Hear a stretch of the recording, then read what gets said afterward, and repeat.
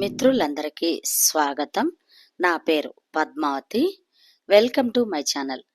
ఈరోజు మనం వినబోయే కథ నందగిరి వెంకట రామశేషు రచించిన అరటి పూలు.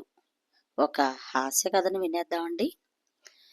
శ్రీనివాస్ బజార్ నుండి కూరగాయల సంచితో వచ్చి ఇంట్లోకి అడుగుపెట్టాడు. చెల్లి గీత ఎదురెళ్ళి సంచి అందుకుంది. సంచిలో నుంచి కూరలన్నీ ఒక్కొక్కటిగా బయటికి తీస్తోంది. ఇంతలో పక్క వీధిలోనే ఉంటున్న అక్క రాధ కూడా వచ్చింది. బజారుకి వెళ్ళావా వాసు? అయ్యో, తెలిస్తే నేను కూడా కావాల్సినవి తెప్పించుకునేదాన్ని కదా అంది రాధ. ఏమైనా కావాలంటే పట్టుకెళ్ళమ్మా అన్నది తల్లి తులసి. గీత బయట పెడుతున్న వస్తువులను చూస్తూ, అన్నీ కూరగాయలేనా? పళ్ళు పూలు ఏమైనా తెచ్చావా అడిగింది రాధ వాసుని. కూరలే తెచ్చానే, పళ్ళు చెబితే తెస్తాను, అమ్మ చెప్పలేదు. పూలంటావా, నేనెప్పుడూ తేను, డబ్బు దండగా ఇలా పెట్టుకుంటారు, అలా వాడిపోతాయి. మీ ఆడాళ్ళకి పని పాటు ఉండదు, డబ్బులు ఇలాగే తగలేస్తారు.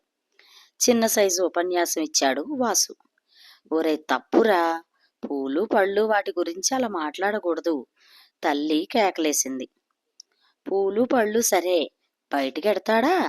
తినడానికి కూడా ఏం తేడక్క, ఉద్యోగం వచ్చాక మరీ పిసినారైపోయాడే అంది గీత ఫిర్యాదు చేస్తున్నట్లు. ఏంటక్క, చెల్లెళ్ళిద్దరూ వాడినలా ఆడిపోసుకుంటున్నారు. రేపు రాధక్క కడుపుతో ఉంటే తీసుకొచ్చి ముచ్చట్లు జరిపించాల్సింది వాడే గీత. నీ పెళ్లి చేయడం కూడా వాడి బాధ్యతే. మరి ఆ మాత్రం పొదుపు ఉండక్కర్లేదా? తల్లి సుశీల కొడుకుని వెనకేసుకొచ్చింది.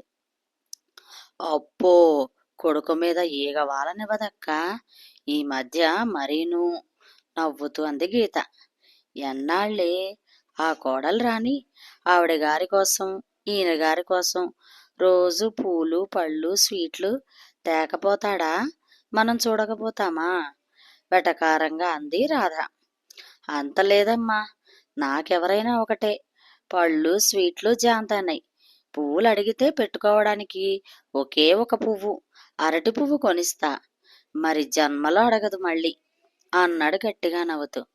పోరా, వచ్చే నెలేగా పెళ్ళి, ఆ భోగత్వం చూడకపోతామా అంటూ గీత రాధ ఆట పట్టించారు.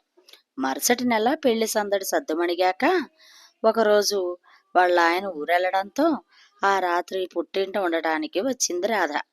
అత్తా కోడలు అక్కా చెల్లెళ్ళు కూర్చుని సరదాగా మాట్లాడుకుంటున్నారు. ఇంతలో వాసు ఆఫీసు నుంచి వచ్చాడు. అందరినీ చూసి పలకరింపుగా నవ్వి లోపలికి వెళ్ళిపోయాడు. మరదలు రాణి కూడా అతని వెనకే వెళ్ళి 5 నిమిషాల్లో వదిన గారికి మరదలికి చేతుల్లో మల్లెపూల దండలు పెట్టింది. వెనకాతలే వాసు బట్టలు మార్చుకొని వచ్చి కూర్చోవడం, తల్లి కాఫీ తెచ్చివ్వడం జరిగిపోయాయి. ఏరా వాసు, ఇవేనా అరటిపూలు అడిగింది అక్క రాధ మల్లె చెండుని చేతిలో పట్టుకొని సుతారంగా ఊగుతూ. గీత నవ్వుని బిగబెట్టి వాసన చూస్తోంది. అరటి పూలేంటి ఆశ్చర్యంగా అడిగింది రాణి. నవ్వుతూ ఆ రోజు జరిగిన సంభాషణను వివరించింది గీత. రాణి కూడా నవ్వు ఆపుకోలేకపోయింది. ఆ ముగ్గురితో పాటు తల్లి కూడా శృతి కలిపింది. ఎలా ఉంది మిత్రులు? ఈ కథ కనుక నచ్చితే షేర్ చేసి, లైక్ చేసి, సబ్స్క్రైబ్ చేసి నన్ను ఎంకరేజ్ చేయండి. మరొక మంచి కథలో మళ్ళీ కలుస్తాను. Thank you. నమస్తే.